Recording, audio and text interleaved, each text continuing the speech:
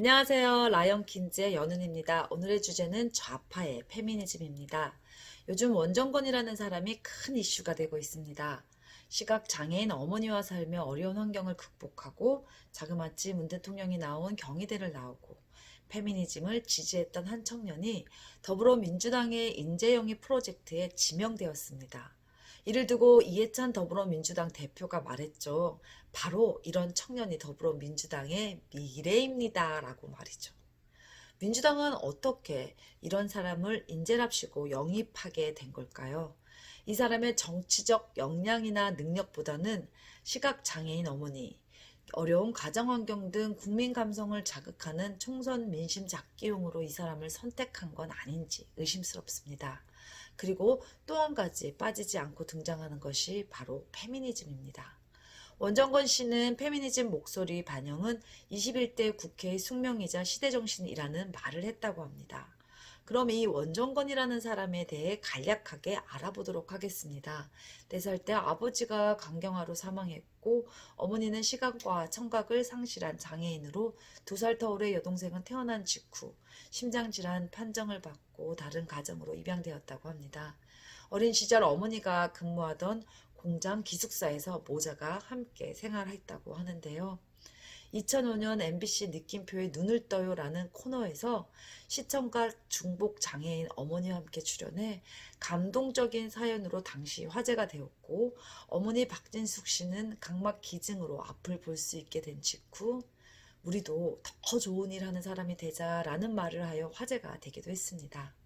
박 씨는 2008년 딸을 만났으며 방송 이후에도 폐지 수집으로 번 돈을 사회복지 시설에 기부하거나 벙어리 장갑을 엄지 장갑으로 바꿔 표현하자는 운동을 전개하는 등 사회적 약자를 위해 활동했습니다. 2016년 9월 브랜드 매니저로 일하던 여자친구와 단체를 만들고 벙어리 장갑을 엄지장갑으로 바꿔 부르자는 엄지장갑 프로젝트를 진행했습니다. 크라우드 펀딩을 통해 자금을 마련했는데 300만 원 목표를 훌쩍 넘어 2,500만 원이 모금되었다고 합니다. 그리고 그해 11월 엄지장갑을 제작 배포했습니다. 2016년 11월 24일 이준식 부총리 겸 교육부 장관 수요로 대한민국 인재상을 수상받았습니다. 2017년 4월에는 TVN 문제적 남자의 게스트로 출연했기도 했고요. 2018년 11월에는 원정건의 엄지장갑 이야기라는 책을 출간했습니다. 2019년 3월 1일 제100주년 3.1절 기념식에서 만세삼창 선창자로 등장했습니다. 2019년 12월 29일 더불어민주당의 두 번째 총선 영입 인사로 발표되었습니다. 2020년 1월 23일 청년이라는 이유로 특혜를 받지 않겠다면서 영입 인사 가운데 처음으로 지역구 출마를 공식화하였습니다. 그리고 28일 데이트 폭행 논란으로 영입 인재 자격을 반납하고 총선 불출마를 선언했습니다. 이 정도가 원정건이라는 사람에 대한 내용입니다. 이렇게 보면 참 훌륭한 이 시대의 청년이라는 생각이 듭니다. 하지만 지금 논란이 되고 있는 전 여자친구의 미투 내용을 보면 조금 머리를 갸우뚱하게 됩니다. 보통 사람의 능력과 도덕성은 구별이 됩니다. 능력이 좋다고 해서 도덕성이 우월한 것도 아니고 도덕성이 훌륭하다고 해서 능력이 있는 것도 아닙니다. 뭐 이런 미투 사건 한 가지를 놓고 이 사람의 도덕성을 판단하는 것이 어불성설이긴 하지만 이 사람의 페미니즘 목소리 반영이 21대 국회의 숙명이자 시대정신이라고 말한 부분은 분명 문제가 있어 보이기 때문입니다. 여성들의 인권 존중과 보호를 외치는 페미니즘을 주장하면서 본인의 여자친구에게는 성적 비하와 더불어 히잡을 쓰라는 등 여성 비하 발언을 서슴지 않았던 것으로 보입니다. 이 정부는 출범부터 페미 대통령을 표방한 문재인을 필두로 페미니즘을 본인들의 가치로 내걸고 여성들의 편심을 사기에 몰두하고 있습니다. 아직 잘 모르시겠다고요? 그럼 이런 페미니즘을 선두에서 무엇 하고 있었는지 잘 모르겠다면 돈 쓰는 것에 있어서는 확실한 행보를 보이고 있는 여가부에 대해 살펴보도록 하겠습니다.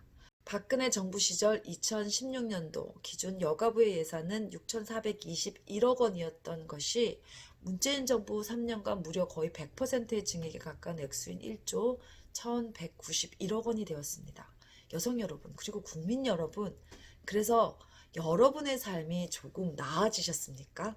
다른 내용도 한번 보시죠. 2016년도 예산 386조 7천억 원, 2020년도 예산 512조 3천억 원으로 예상 증가율이 무려 26.4%. 문재인 정부 들어 우리나라가 연간 2%대의 저조한 경제 성장률을 기록하고 있는 반면 이 문정부의 예산은 기하급수적으로 늘고 있습니다. 문정부가 표방하고 있는 소득주도 성장이라는 게 얼마나 허망한 것임을 잘 보여주는 수치라고 생각합니다. 그럼 왜 생뚱맞게 페미니즘과 돈 이야기를 하느냐고요? 바로 이러한 좌파들의 모순된 사상을 여러분께 알려드리려 합니다. 처음에 말씀드렸다시피 도덕성이 우월하다고 능력이 있지 않다라는 말씀을 드렸는데요. 이 정부는 그야말로 이번 조국 사태 등 여러 가지 내용을 봤을 때 도덕적으로도 능력적으로도 정말 최악의 정부가 아닐까 싶습니다.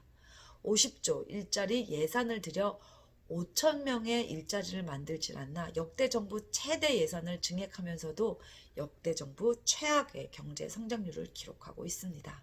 특별히 페미니즘 정부를 표방했음에도 정권 초반부터 안희정 지사의 수행비서 성폭행 사건부터 정봉주 여대생 성폭행 및 여기자 성추행, 김광진 현 청와대 비서관의 여성비하 서적 출판, 그리고 작금의 민주당 인재영입 프로젝트로 들어온 원정건 씨까지 정말 페미니즘 대통령이 되겠다던 문재인의 대통령의 말이 무색할 정도입니다.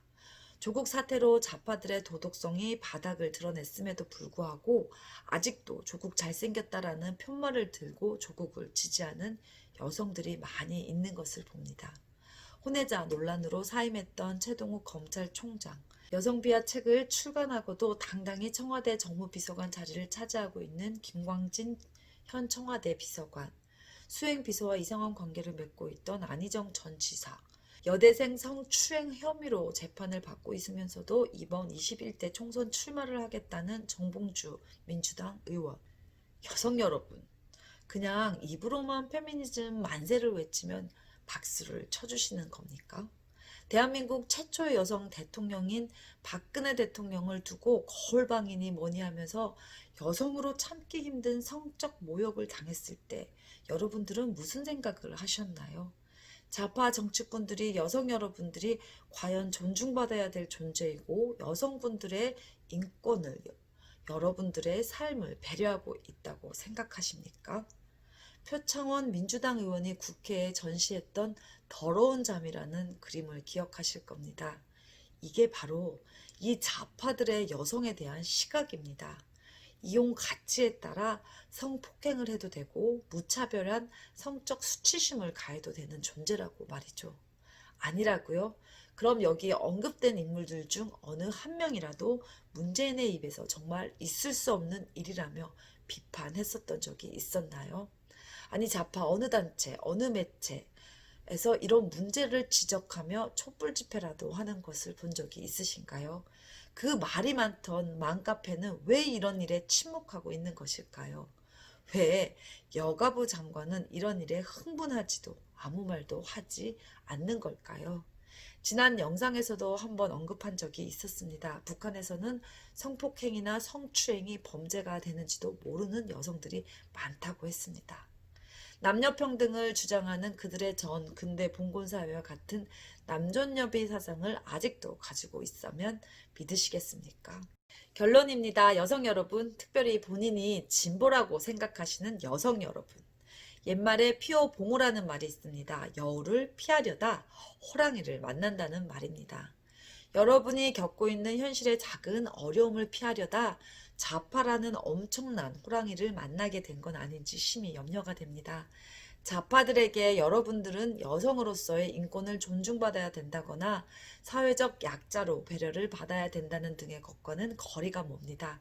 그저 잘 속아 넘어가고 감성적인 거짓말 몇 마디만 던지면 자신들에게 표를 던져주는, 솔직히 말하면 똑똑한 척하는 문외층들일 뿐입니다. 정신을 차려야 합니다. 그리고 그들의 실체를 보십시오. 더러운 그들의 감수성 젖은 말보다 그들의 행동과 현실을 직시하시기 바랍니다. 끝까지 시청해 주셔서 감사합니다.